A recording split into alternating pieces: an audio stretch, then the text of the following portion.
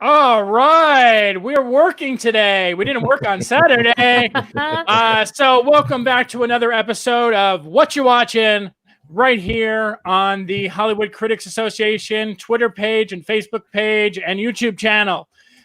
So I am very, very lucky today to have three wonderful HCA members with me to be doing this wonderful show, to tell you what they've been watching and what you should be checking out.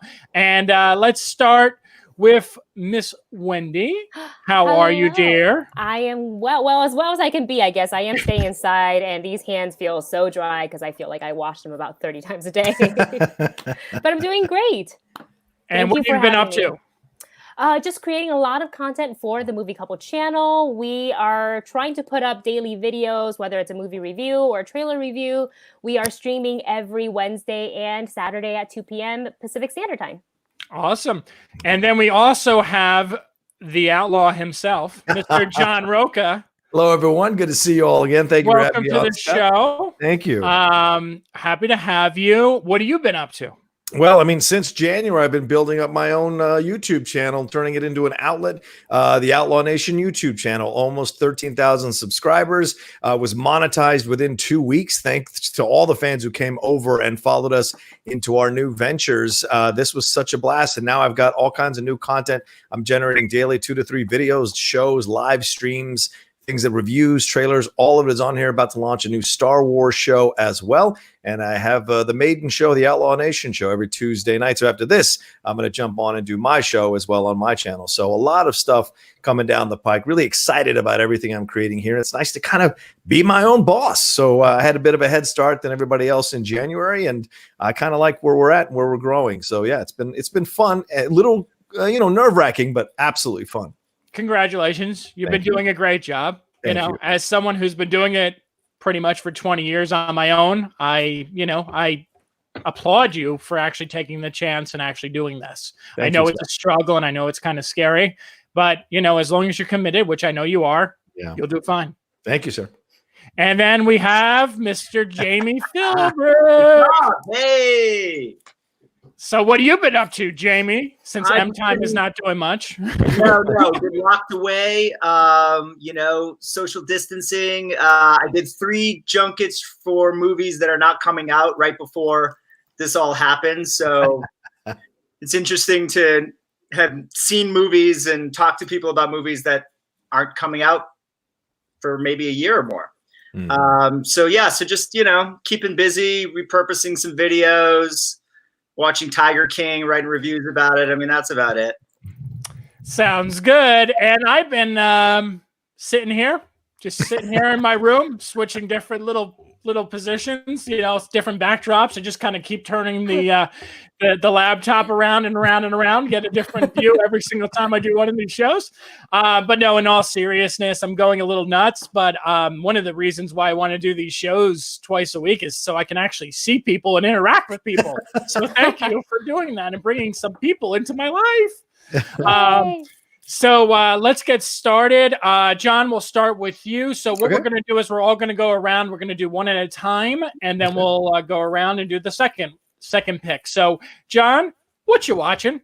Right now, I am become a big slave to Hulu. I've been discovering all the great programming on Hulu. It's easy to default to Netflix or Amazon Prime, but Hulu has kind of quietly been building up a strong base of shows, some original content like Devs, stuff of that nature. But what I got into recently is What We Do in the Shadows, season 1 of What We Do in the Shadows. I really enjoyed that movie from Taika Waititi and Jermaine Clement, and I was such a fan of that movie. I kind of resisted the TV show because, you always have hesitation when a movie goes into TV show. I remember that Ferris Bueller TV show that really broke my heart. So I was concerned, but then Fargo did so well on FX. I thought, well, maybe I should give this thing a shot. Well, I was driving by a billboard a couple of weeks ago, saw the second season's coming this week, actually, and just tore through the first season of What We Do in the Shadows. Incredibly funny, half hour each episode. Some great guest stars like Tilda Swinton is in this. Jermaine Clement comes into this. Doug Jones. Wesley Snipes, Paul Rubens, so many incredible people guest star throughout the season. Nick Kroll, Kristen Shaw,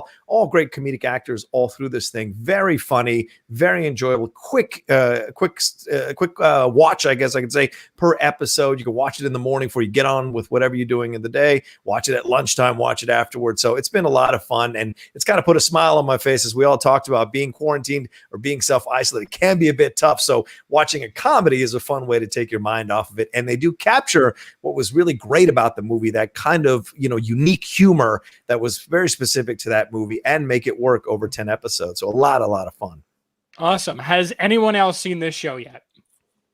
Okay, Wendy, what do you think? I binged it because I love the movie and I wanted to know how it was going to, kind of like what John said, how it was going to compare to the movie, because what was so interesting about it, it's very, in a sense, it's a very Taika type of a film. Mm-hmm. It's a bit out there. It's got his humor.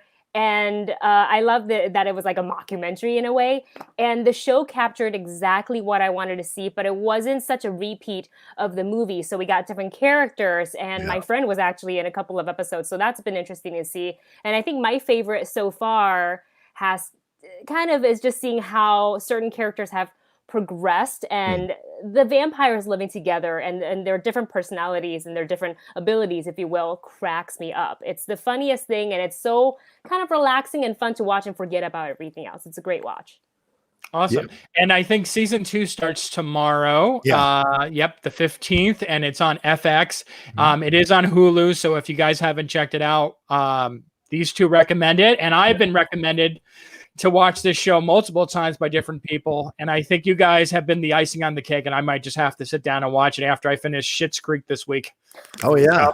Oh, yeah. You got to watch that too. Yeah. Yeah, I got to finish that. So, because we're going to talk about that on Saturday. So I got to get through the last season. Cool. Yeah. So, Jamie, what do you got? What was something you've been watching? So I decided to take advantage of, I think it's a 30-day free thing that CBS Access is doing, because I wanted to see Picard. So I watched Picard, and I want to preface this by saying I'm not a Trekkie. I'm a fan of the Star Trek universe, but I would consider myself a novice. I'm not a hardcore Trekkie, but I've seen pretty much most of the TV shows and all the movies, and I absolutely loved this series. I think it might be the best Star Trek thing I've ever seen. There's a lot of people angry about that, because I have talked to some Trekkie friends, and I know that they do not care for this. They think that it's a lot of hardcore Trek people I know think that this is blasphemy in the Trek world. This series, I really enjoyed it. I like the new characters. I mean, Patrick Stewart is Sir Patrick Stewart. He's incredible, and obviously, he knows this character. So it was great to see him back as this character. I think nostalgia kind of obviously helps a lot, seeing him. But I love this older Picard. You get the cameos from Next Generation. You get Riker. You get Data. You get a couple of things here and there. But I also liked seeing, Jerry Ryan back from Deep Space Nine. No, not Deep Space Nine. He was on Voyager. So, right, Voyager? See, I'm not a Trekkie. But I know enough about Trek that I recognize things. And there's a very sort of, I don't know if this is blasphemy to say, but it's a very Star Wars-y kind of thing to this Trek that I really enjoyed. The journey and the group coming together. And so I really adored it. I thought it was great. So I feel bad that people that grew up loving Trek don't like this. But it's interesting to me.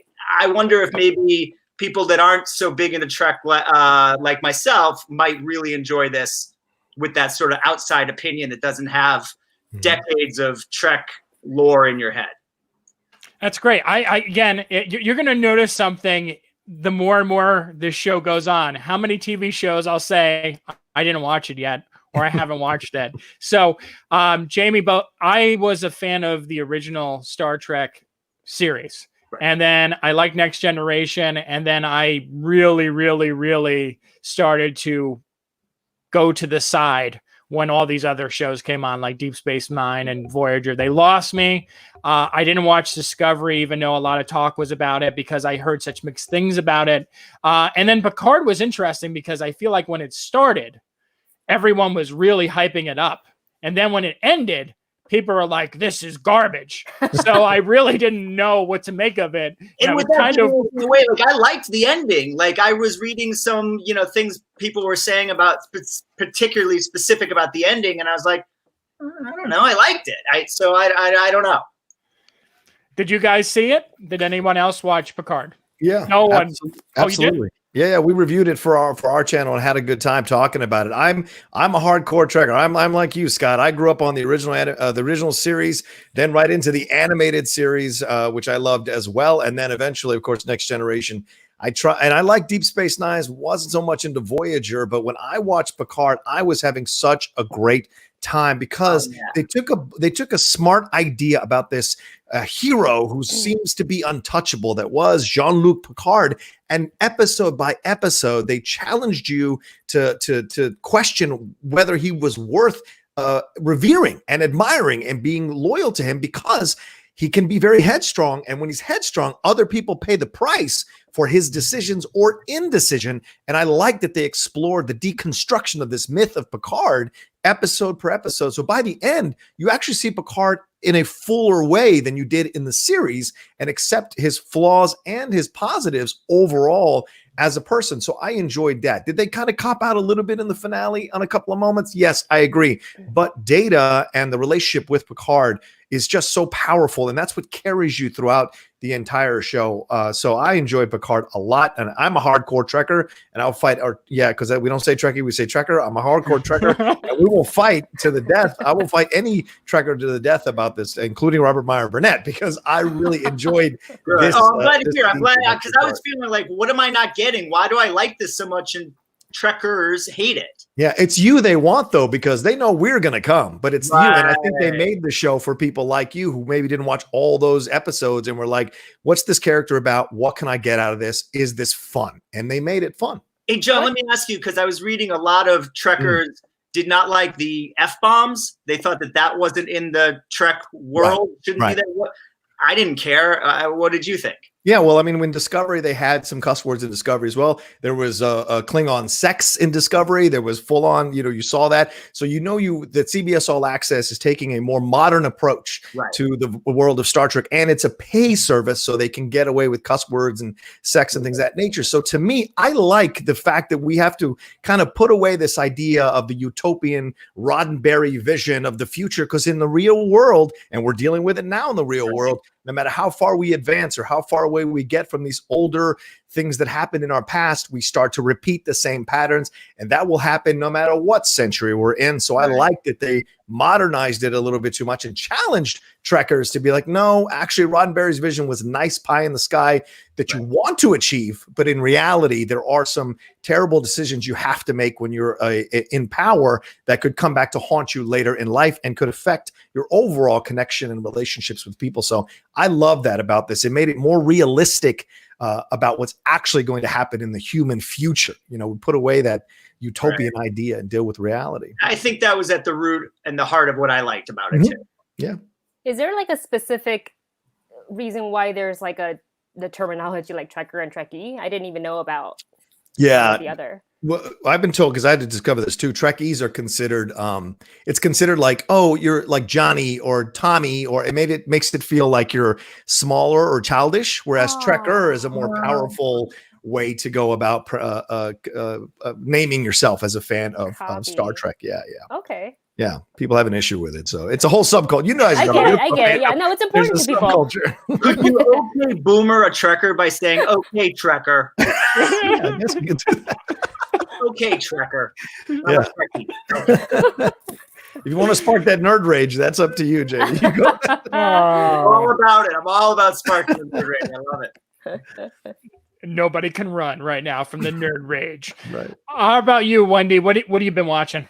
Oh, I recently saw this beautifully filmed movie on Netflix called Tigertail. It's directed by Alan Yang, and it kind of hit close to home for me because it is based on a Taiwanese factory worker's story, and basically he left his homeland to seek opportunities here in America, but everything seemed, great and dreamy and wonderful until he got here, and he was trying to basically connect with the person he traveled with, which I'll get into in a second, trying to balance survival and making money and responsibility. And it's in a way a multi-generational drama. So it stars Taima, who we've seen in The Farewell and Mulan, now in Tigertail, amongst many other, basically Hollywood's go-to Asian dad. And so his character, it kind of goes like flashback into his younger self to him now. And basically what happens is when he decided to leave, he wanted to come to America with his girlfriend. However, the factory he works at, his boss found out because, you know, it's a small community, so everybody talks and gossips. And they're like, oh, well, he wants to go to America to seek opportunities. So he one day said, hey, my daughter would also like to go to America to seek opportunities. You seem like a responsible young man. You guys are going to go together. And it was arranged, and they were now in an arranged marriage. And that was it. It was just that the choice was made, and off they go. And it was kind of heartbreaking to see him leaving in the car and not really getting to say anything to his girlfriend, and just leaving, and then seeing him struggling to find connection with his wife, who they have nothing in common. So you kind of see that, and how that took someone who was so lively and charming and fun into someone who was so stoic and very hard on his daughter. So basically the trials of his life and the journey kind of hardened him, and it essentially affected his overall family life, where he's starting to lose connection with his daughter, and he's lost connection with his wife, and he is, you know, much older, and how he can reconnect with his daughter, who is actually a lot more like him than they both thought. That sounds really interesting. I will say that Netflix has been coming out with some very good content as of the last couple of weeks. And I don't know if it's just because we've been sitting home, but I feel like there's been no publicity for any of it. Right. And then just through word of mouth, I've been hearing about all these different movies. Yeah. Or TV shows. I knew of Tigertail from my friends in it, and then because it's a Taiwanese-based story, so naturally my radar was out there, and I was like, I need to watch this to support. Because another interesting thing is that what people don't know is, growing up in Taiwan, yes, we speak Chinese Mandarin, which is like the main, common language everybody speaks. But if you're like growing up on the island, from the island, born and raised, you would also speak Taiwanese. And this is one of the few times we actually hear Taiwanese throughout this film. And that doesn't happen often. In fact, when I first saw the trailer and they had Taiwanese within it was the first line that was spoken, it was in Taiwanese. It shocked me because when I heard it, I understood it, but I didn't know why it didn't sound like familiar, like Mandarin. And it literally took me a second, and I said, oh my God, they're speaking Taiwanese. So that's just really, really rare. And I really appreciate the filmmaker actually putting that in the film. No, I can't wait to watch it. That's a movie that's been on my radar since I started hearing the buzz about it. And again, everyone's talking about our Tiger King over and over again. And I really I refuse to watch it. It's the one show that I actually refuse. Wow, really? I refuse to watch it. You got to watch it. I was the same way. I held out for maybe the first week or two, and then anyways, I sat down and watched it. I think it's worth watching. I don't. Yes. I got very nice. You got to do it, Scott. Yeah. You got to do it. It's like it's a thing you have to do. It's so much more than what it's you as think bad it as is. you think it is. Like it's terrible. Right. It's not worth everyone's hype, but you need to watch it. Okay. All right. At least you know it's going to be crazy going in, so your bar's already set. Yeah. Oh, I know, but I watched the trailer, and I'm telling you, I could not make it through the trailer. Like, I was like, what is this? Exactly. And you'll be saying that 4 episodes in. What is this? And by the Up time until the it's end, done, what is this? Yeah, And you're what still is watching this? it. Yeah, right, exactly. Yeah, it's true. Got to watch it with Carol Baskin. So I wanted to ask everyone this question. I asked it on last week's episode, but one of the things that I want to give a lot of credit to Netflix for, and I wanted to get your viewpoints on, is that I feel like we as an organization talk very, very much about inclusion, right? Mm-hmm. And I feel Netflix, out of all studios right now, has been the most inclusive with their content. where like it's not like, oh, hey, we're putting out a specific type of movie or TV show that's dedicated to this, but they're just releasing it without a big to-do. Like, this is the type of content we are doing this week. What do you guys feel about that? Do you feel that's true?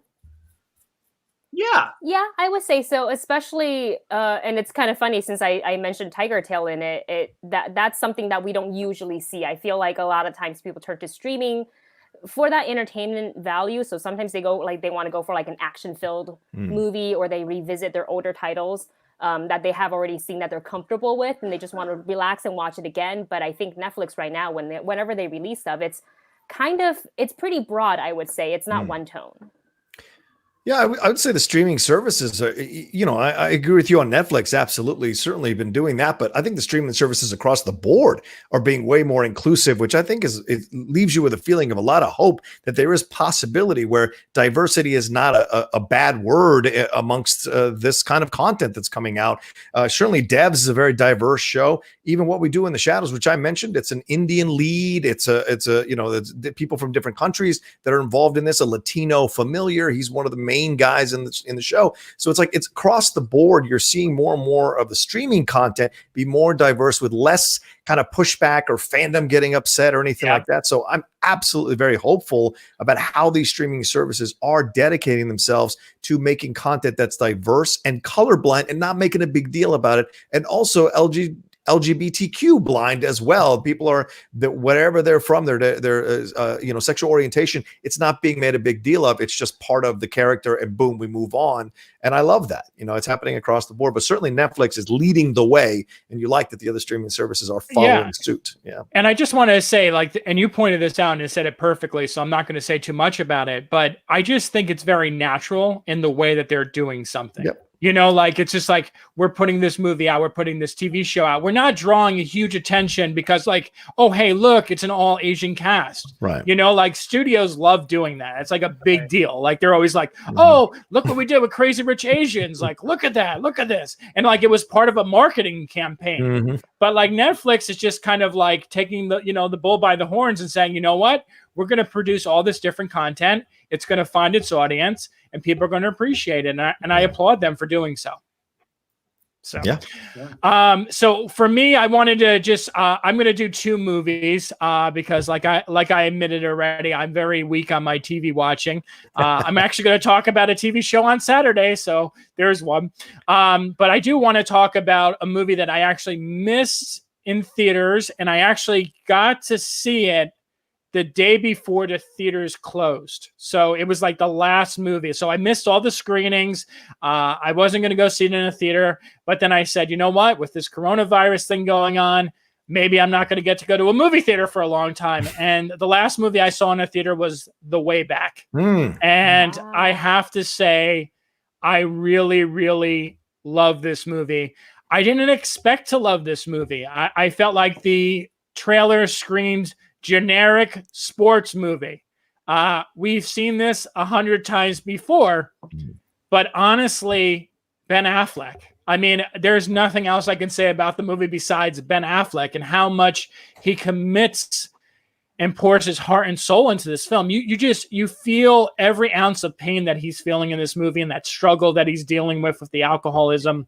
It just feels so authentic. And I know it's loosely based on some things that actually happened in his life and cost his marriage with Jennifer Gardner. But I was just really taken back by this film, and I'm glad I got to see it in the movie theater before the movie theater shut down. But I'm so happy that Warner Brothers agreed to put it out on like streaming services now that you can buy, because I think it's well worth the $20 to rent it. Well, Ben Affleck's a good actor.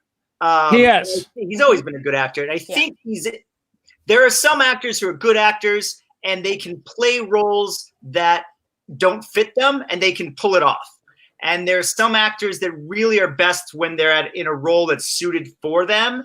And it would seem, I think Affleck's one of those, and it would seem to me that this is a role suited for him. Yeah. And because of that, I wouldn't be surprised that, he's very good in it. But it's Hoosiers, right, Scott? Pretty much. I mean, Yeah.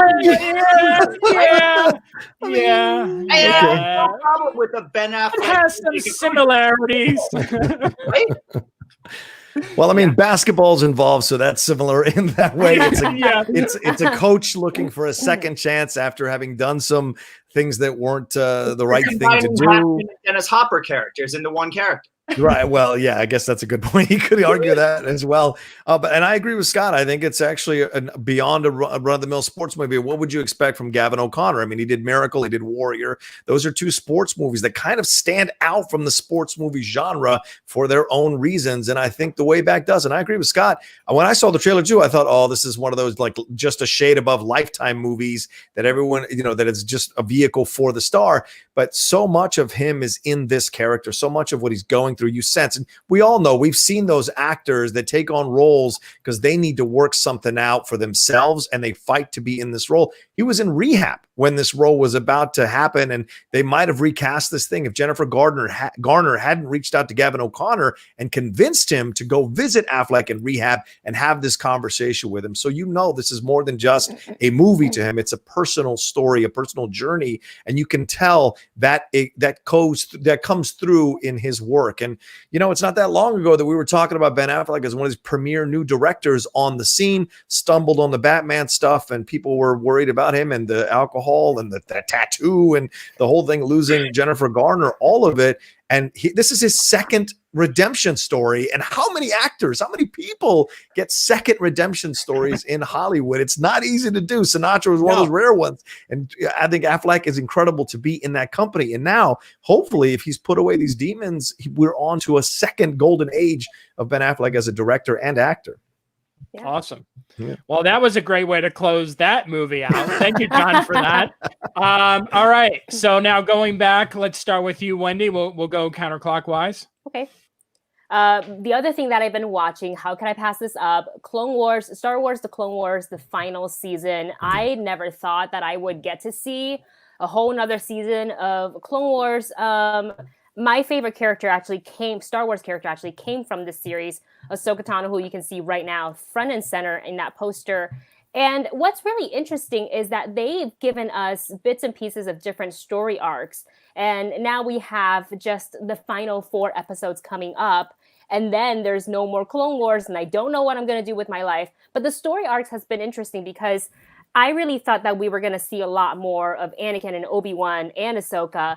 But in the very first episode, the first 4 episodes, we got an arc of the clone troopers, specifically the Bad Batch.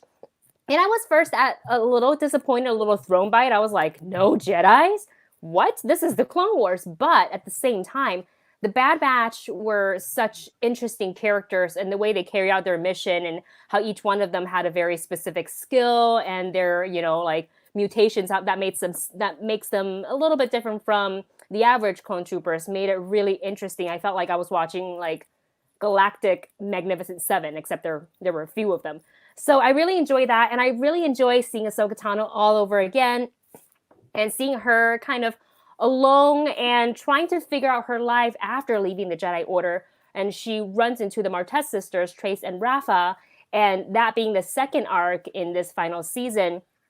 And they kind of go through their own little adventure. And I would say even though I love Ahsoka, I was a little bit more disappointed in this arc because I just felt like it carried on a little bit longer. I just want to see Ahsoka, because we saw in the trailer, Ahsoka comes back. She talks with Anakin again. She has a battle with Maul. That's the Siege of Mandalore, which is what we're getting into. So that's what I wanted to see. But I think without the middle arc buildup, your anticipation wouldn't have built up as much for the final arc. So I appreciate them giving Ahsoka kind of that time to breathe, to be away from the Jedi Council, to be, living her life not a Jedi, but still kind of realizing that she still thinks like a Jedi, even though she's trying to not, do what they did to her onto other people. So it's really interesting, and I just can't wait for Friday, because the final 4 episodes, I think it's going to be some of the best Star Wars Clone Wars animation that we're going to see. I heard that Ray Park was brought in to do mocap for Maul. As we all know, he played Maul in the prequel. So I am just so excited. Awesome. John, did you watch it? Because I know you're a big Star Wars guy. Yeah, absolutely. I've been enjoying it. I love the first 4 episodes, the Bad Batch stuff. I get where Wendy was coming from. Like, what's this all about? But of course, it was what they had tried to do, I think, the previous season years ago. And they had screened some version of this during a Comic-Con, and they absolutely cleaned it up and made it much more clearer. So it was an enjoyable 4 episodes. But now we get into Ahsoka's story and what she's done since she left, not being part of the Jedi Council. So it was a lot of fun. The animation is great. It's a lot clearer. It's a different animation. I love the storylines. I like the characterization, the voiceover. We talk about diversity. 2 Latino sisters introduced in the 5th episode going to be part of this situation as well. So you get more and more of that going on in Clone Wars. So I'm loving how the season is going. And I love that we get to sit back and just enjoy something, right? There's no craziness. People aren't going nuts on Twitter about it. It's just like, let's all sit back and enjoy some Star Wars, because Lord knows when we're going to see it again. So let's have some fun and just savor this for now. So I love that. That's true. All right. What's your second pick? For you, for me? Oh, yeah. Well, look, I was, my girlfriend had not seen this movie when we had been talking about it for quite some time for her to finally see it. And what do you know? Hulu, once again, Hulu goes, hey, let's put Parasite on our service. And it was so great to rewatch Parasite again. Haven't seen it, I think, since the second time I saw it in the theaters way back when. Feels like a lifetime ago now with all we've been doing. Right. And so it came on Hulu and I was afraid because I don't have the full one where you don't get the commercials, but they don't play the commercials during the movie. So it was great. Kind of sit back, watch the commercial again, and then just watch the movie straight. You fall back in love with this movie, and you do remember why you loved this movie and thought it should win Best Picture or be a Best Picture. It was great, and I got so much more out of it again, especially now when we're all worried and concerned about the self-isolation, what's doing to our economy, where we could possibly end up, how many people have been unemployed or laid off or furloughed. Now you start to feel like another level of connection to this family that's on the lower level of the social scale, the economy scale there in Korea, and start to connect with what would you do in a desperate situation like this to try to make a little more money or try to kind of elevate your station there. So it has a whole nother element now that we're going through what we're going through. My girlfriend, who's very hard on movies, she absolutely loved it. And I know you have to read the subtitles, and for anyone who has an issue with that, I don't understand. I think you can get past it with a movie like this. And that rock starts to symbolize even more every time I watch that movie. So this is what's great about Parasite. No matter how many times you watch it, you can walk away with a completely different interpretation of what you saw than the second or third or fourth or fifth time you saw it. There's so much more to still savor about this movie. And I'm glad that a Best Picture like this is out here without people having to pay $20 or whatever. Like, it's out here for you to savor and enjoy and realize why it was the Best Picture. So I had a great time watching it all over again. John, did you pick up any? I'm sorry. No, go ahead, Wendy. I just wanted to ask him if he picked up anything else on his most recent rewatch.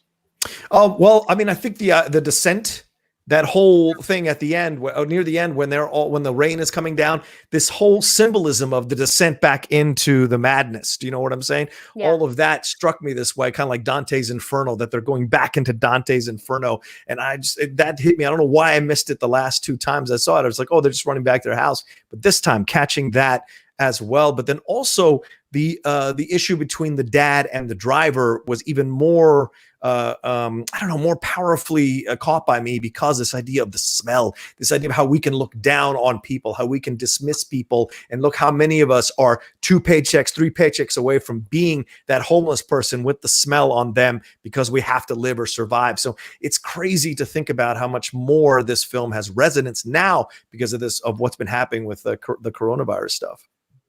Yeah. And it's funny. I saw this post because Hulu also did a great job by announcing that they were going to put all Bong's movies on their service too. And one of the funny things that I read online, and I've been staying off Twitter for the last couple of weeks because I don't want that negativity in my life. But I have, logged on a little bit. And one of the things that I saw was like, oh, this guy's made more movies. It's like, yes, he's made more movies, and that's why they're on Hulu, so you can watch them and say, like, why are there subtitles? Right. But there's a positive way to look at that too, Scott, that people are discovering these movies, right? I mean, even though that's what I'm saying. It's a good thing, yeah. Yeah, it's great. All right, Jamie, how about you? What's your next pick? Okay, so I watched Spencer Confidential, which is on Netflix. It is starring Mark Wahlberg, and it is based on Robert B. Parker's crime novels about Spencer. And some people may remember there was a Spencer TV show with Robert Urich and Avery Brooks in the 80s. Oh, yeah. So I'm from Boston. That's where I grew up. And Spencer, the books all take place in Boston. Spencer is a Boston PI detective. So I grew up with the TV show. They were shooting it in the city when I was a kid. My dad had all the novels, and I grew up reading all of them. So I was really interested in this movie, and I've been wanting them to make, kind of like a Spencer movie for a long time. And obviously Wahlberg's the perfect Boston guy to do it. The movie's interesting. It's fun. I enjoyed it. I'd recommend it. It's interesting that it's a Netflix movie now. And even before the pandemic started, it's like, this would have been a summer blockbuster Mark Wahlberg movie 10 years ago. It would have been, like an A-Team adaptation or Equalizer or something like that. And I think because before pandemic, we were in a time where now it's Avengers and Star Wars and Disney animated remakes, live action remakes, and that's all you're going to theaters to see. And there's not room for a small 80s detective television show to become, a big movie the way Fugitive or something like that did 20 years ago. So it's interesting because it's a Mark Wahlberg summer blockbuster, but you're getting it directly in your home. Now, the other thing that I kind of took issue with, but it works, is that it basically only takes the name from the Robert B. Parker character, and that's it. They kind of rearrange his backstory. They change the way he met Hawk. They change all this stuff. And the old me would have been like, well, this isn't the show. I don't like it. The book, you know what I mean?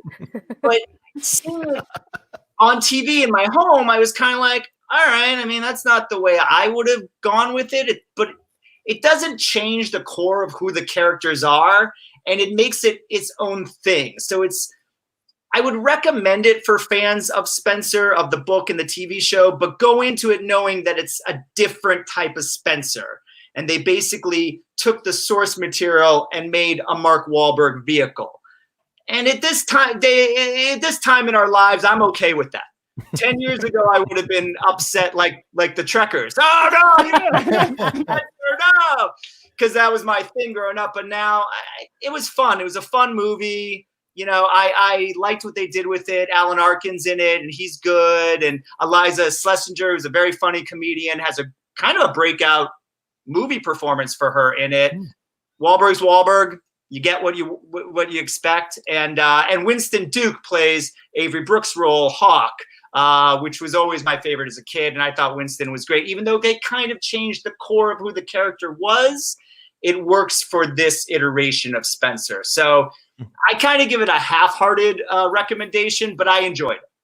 It's funny you mentioned that because I feel like anyone who was a fan of the television show has been like, what is this? I don't want any part of this. No, in this one, Spencer starts as being a convict. He was arrested for a crime he didn't commit and served 5 years in jail. I'm like, can we say, we can't swear, can we? You sure can. That's BS. But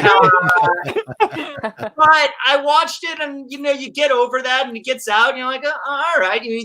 They kept some core things they needed to, like that they were boxers, that Hawk and Spencer were both or semi-pro boxers. They changed that they had met during that time. They kind of changed a few little things, but again, it's nothing that I think like changes who the characters are and their relationships to each other. It's just different than what we remember, and it's different than the source material, but it kind of works.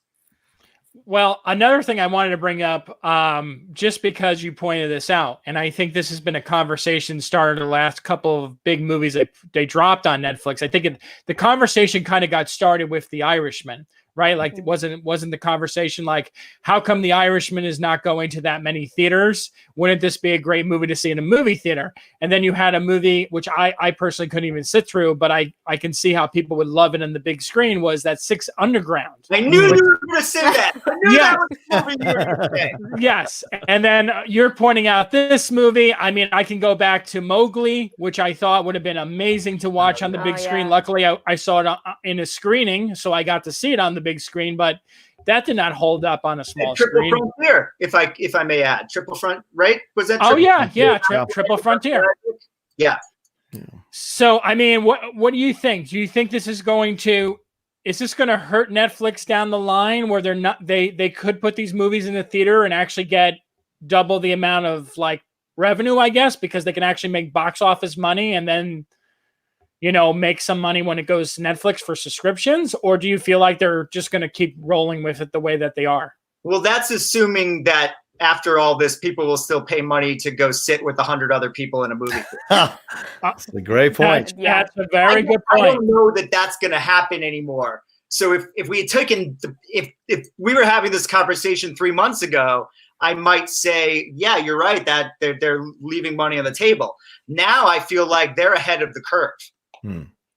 Yeah, I think that's why the Trolls World Tour, whatever they make, people are watching right now as a test case. Studios are, and I think we in the industry as analysts are watching as well to see how that does. Because if that does well, then what Jami is talking about is even more of a reality down the road, quicker than we would have anticipated or predicted 3 months ago, like you just said. So yeah, Disney made Onward a hit. Onward wasn't going to be a hit. Oh no! Onward was going to be a bomb. Yep, it's a hit now.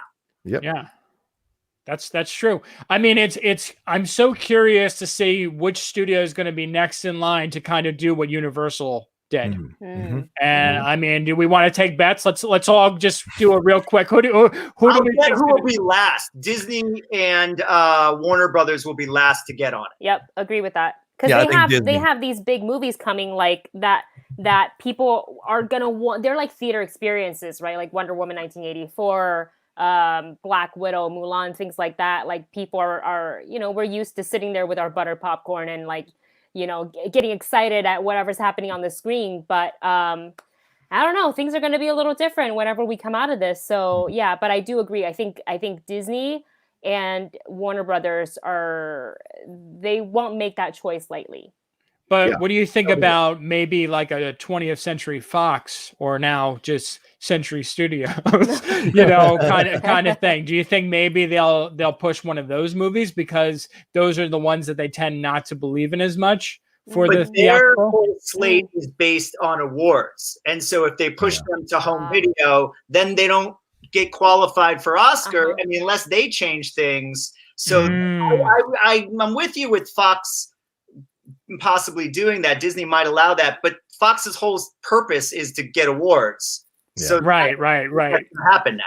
I think that's going to be the thing. Do we watch? I mean, we talk about I think we talk about this idea of like, well, which studio is going to do it first. This idea, if this keeps dragging on, and it's certainly possible, no matter how much they want to claim they're trying to put everybody back to work, we don't know what's going to happen down the road. And if a second wave of this comes, then people are really going to shut themselves off from this. And if we lose the entire slate of 22, because look, all the concerts have been canceled till 2021 now. So if we lose the entire slate of movies in 2020, how do we even have an Oscar ceremony if we don't send these films to digital and have people watch them and review them like we do, and then have them vote on these movies? They've already pushed the Emmys voting back.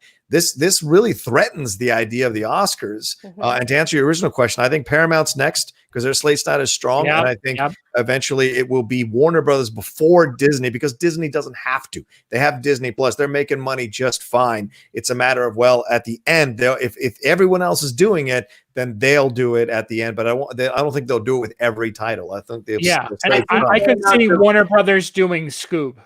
Yeah, Scoob, absolutely. Oh yeah. Paramount, I think, is a good bet. Lionsgate certainly. Still count that as a studio. And I would say Sony on non-Bond, non-Spider-Man. Right. Yes. Right. Yeah. You know what I mean? Like if Tarantino had something, something prestige like that, maybe they would do that. Yeah. All right. And then my last pick, I want to give a little shout out to American Psycho, which turns 20 today. Oh. Nice. So I remember seeing this wonderful movie in the movie theater, not knowing what to expect.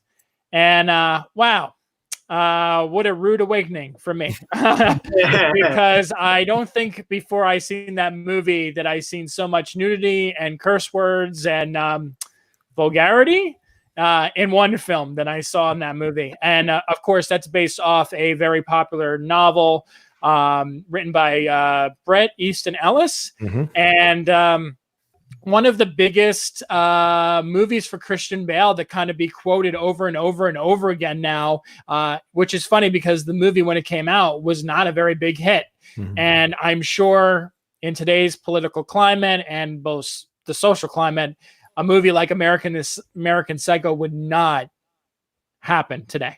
No way, shape, or form. Oh, It yeah. barely happened 20 years ago. Yeah. And it's funny because this movie is actually directed by a woman, which a lot of people kind of seem to forget about because of how violent and sexual the movie is, but it is directed by a woman. And I think this is still to this day one of Christian Bale's like most batshit crazy performances. And I mean, just the scenes where he like looks at himself in the mirror, or how he puts on the music. He's like, "Hey, you like Phil Collins?" And just dances around a little bit. I mean, it never gets old. But yeah, I just wanted to point out that movie because it's the 20th anniversary today. So if you have not seen American Psycho and you're a fan of Christian Bale, shame on you, because you need to watch this and it'll probably change your views on Christian Bale after you watch it. There are probably 2 decades of women who hate this film because they went out with dudes who looked at themselves in the mirror because they found an idol in that character in American Psycho. Craziness, man. Probably so. I mean, yeah. Does that? I mean, that feels like the time though. Like when you watch this movie, like that business guy. Oh yeah. Kind of thing, like that totally seemed like that's the setting. Those Wall Street guys. Oh yeah. I was an assistant manager of a bookstore when this book came out. And I remember this was a big deal. People were fighting, coming in and being angry about that book being on a new release shelf and on a place where people could pick up because they felt it was a book that was terrible and horrible and they hadn't read it. It was that kind of same thing where they heard somebody say that it was not, there was this like a misogynist a book and all this, and it glorified these Wall Street people. And in fact, it did quite the opposite. And they just came in wanting to protest the book. So it was a fascinating experience. So the fact they turned into a movie was a miracle and a half. And it has grown. I think it's grown better with age, that you can look back on it and go like, oh, I remember this time and I remember this person. But you're absolutely right. There's no way they made it. Well, it's funny because they actually turned it into a Broadway musical that did not last very long at all. I think it lasted about a month or two. Yes, Wendy, there's the musical. I'm Look sorry. at this. Yes, it took me a second to realize what you were saying. I was like, what? Yes. How do they do that on stage? That's I didn't get to see it. I would love to have seen it, but it only lasted for I think it was 2 or 3 months. It was very short-lived. Like an adult, a mature rating for theater. Yes, very much so. And apparently, what? Huh? Huey Lewis wrote the music for the musical. That's right. Wow. Makes so much sense. That's right.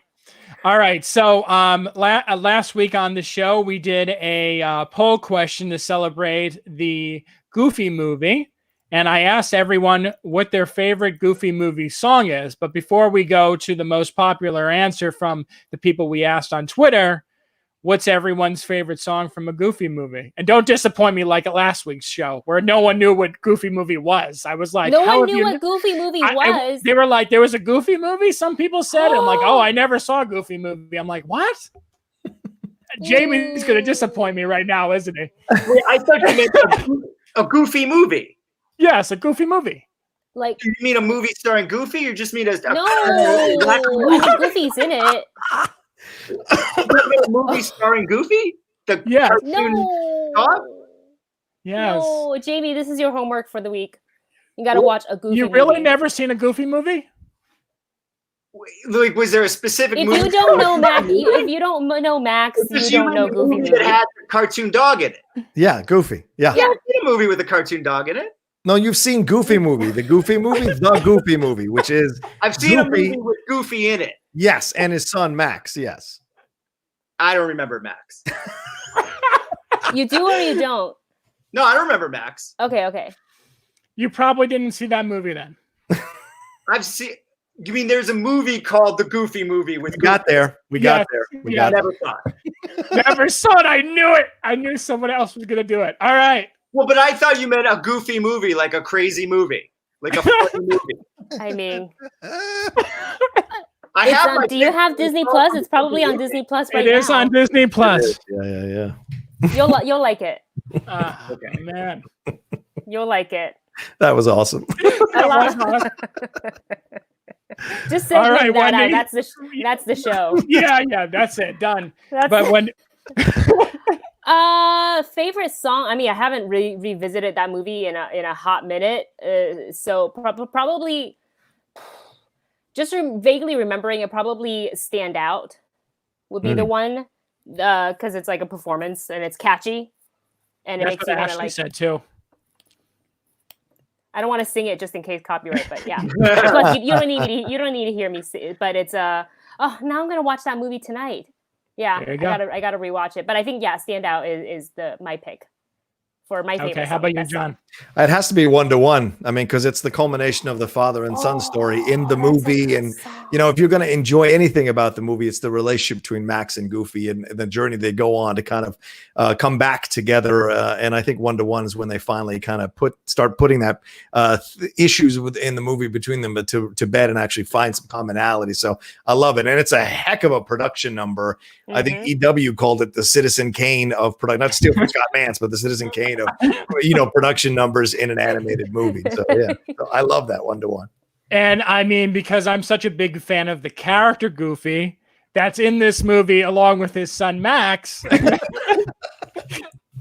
I really love the song Nobody Else But You. I really thought that was such a touching moment in the film where the father and son get to sing after having a disagreement pretty much the entire film, and they kind of come together and they realize how great they are for one another and how much they did for each other. But John, like you pointed out, Eye to Eye was the number one pick. Everyone really likes that one. Oh, do they? Yeah. It's an incredible show-stopping number. And in a movie that could have easily been a throwaway straight-to-DVD movie, that song really kind of elevates the movie from just standard fare. Awesome.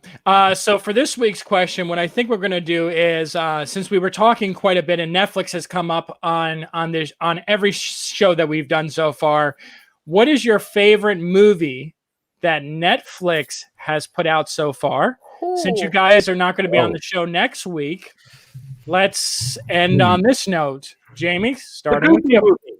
A Goofy movie? That's Disney. That's Disney. My favorite Netflix. I mean, maybe. Oh, you know what? Dolomite Is My Name. Okay, that's a good pick. Dolomite Is My Name. Maybe the Bob Dylan documentary that Scorsese directed. Okay. Also cool. I got to think about that. Yeah. All right. So for me, for lighthearted movies, I have to say that my favorite Netflix movie is definitely Set It Up with Zoe Deutsch and the guy who's going to be in Top Gun. What's his name? I can't believe. Glenn Powell. So those two just have such dynamic chemistry together. And I love just the back and forth between the two. And I love this love story between Taye Diggs and Lucy Liu as well. Just a really sweet movie. Reminded me of like those great rom-coms that we haven't seen. God, we haven't seen a great rom-com like that, I think, since the 90s. I felt like in the 90s with 10 Things I Hate About You, Drive Me Crazy. We got so many of those back to back to back that they kind of got burnt out. But this was like a breath of fresh air. And I felt like everyone in the film really worked. In terms of like a big budget or an Oscar-worthy type movie, I'm going to have to go with Jamie as well and say that last year I probably wouldn't have said Dolomite Is My Name, but I think it's the movie that had like awards potential that actually holds up the best, and you can watch it over and over and over again. And it's just so fun and uplifting, but at the same time, like everyone in the movie's giving it their all, and you can't help but fall in love with every character. Yeah, that's a great choice. I'm gonna cheat a little bit, and if I can't cheat, then I'll throw in a secondary choice. You can cheat. Go ahead. The Other Side of the Wind. I mean, I'm a massive Orson Welles fan from being a teenager, and I never ever thought this film was going to be finished. You know, he died writing it at the typewriter. I mean, there was this idea that The Other Side of the Wind was never going to be made or finished.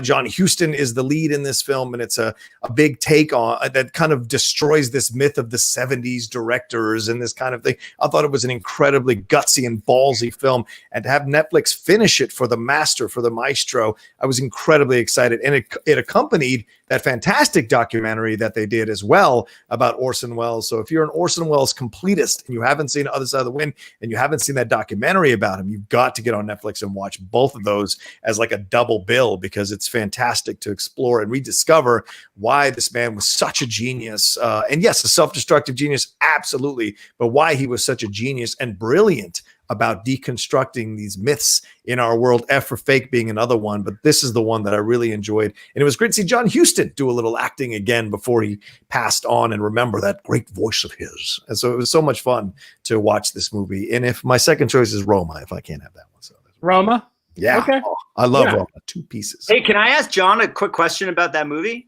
Sure. Which one? Which one? The Orson Welles one. Yeah. You saw it, right? Yeah. Yeah. So do you actually see Rich Little's footage in the film? Yes, you do. Okay. Yeah. But he's playing the same role like Bogdanovich. Right. But you see it inside and you see it in reflective stuff. So it's like from behind, from the side. So you're not really 100% sure that it's him. But when you see the documentary, you see the shots they're using that are Rich Little. So there are Rich Little shots, but the performance is Bogdanovich. Yes. Got it. Okay. Cool. Yeah. All right. And then I have to just comment real quickly on this. The Pay and Wait asked us a question in the chat. Well, not really a question, but made a statement. And I have to bring this up because I'm Wait, hi. Yeah. She's lovely. She is. I love her. Disney needs to release New Mutants on VOD. Do you guys agree with this? Yeah. I've never felt so bad for a movie. It's like, I honestly don't mind the trailer for New Mutants at all. I just feel bad that it keeps just reshoots, get pushed back, and then this whole COVID thing happened. And it's. Are we gonna see it in theaters? And part of me wants to just, you know what, just put it on VOD. But I also want it to see its due in theaters. You know what I'm saying? Like just for the people who worked on the film and for the cast, for them to have a debut in theaters. But also I just want to see it. Yeah. At this point. I think one of the greatest memes I saw was showing like 6 old people, elderly people showing up to the premiere of the movie, and the New Mutants actors. And their little walkers. Yeah, it was brilliant. It was brilliant. But I will say this: I think it would be the greatest thing ever if they're the first movie that comes out theatrically after this whole thing is done, and we can go back to the movie theaters. Wouldn't it be the ironic? The movie that has been delayed the most is the film that kind of walks us back into it. But yeah, in the end. Yeah, box office hit New Mutants because there's nothing else screening against it. But I mean, but eventually, I think Disney will put it on there and just kind of recoup what they can. That's why the Trolls World Tour thing is interesting, because if they make that money and Onward becomes a hit, why wouldn't you put it on there? Everybody's sitting at home. For curiosity's sake alone, they'll watch it and make it a hit. So why not? Yeah. So that was actually one of the last movies I did a junket for before all this happened in New York. And I got to see most of the movie. It wasn't completely finished, but I got to see a lot of it, talk to the director, talk to the cast. And at the time, so the footage I saw was really good. Like, cool. Shockingly, it's good. And so what I was thinking was going to happen at the time was Disney's worst nightmare, which was the movie would be released and a huge hit. And then they'd be forced to incorporate it in the MCU because it was so in a weird way, I think this is the best thing that could have happened for Disney, because now they don't have to deal with that. I think they probably will end up just sticking it on VOD or on Disney Plus and letting it evaporate out there because of everything that's happened. And it's the worst luck a movie's ever gotten. But I'm telling you, if this pandemic hadn't happened, I think they had it. I think, much to Disney's chagrin, I think the filmmakers, Josh, would have had a real big hit on his hands. Yeah. Wow. Which I think was oddly the opposite of what Disney really wanted. So they're actually, I think, going to get what they want, and the movie's going to evaporate into the atmosphere. Good to know. Thank you, Jami, for that insight and to give New Mutants a little bit of hope for all of us who have not seen it. So thank you. Yeah.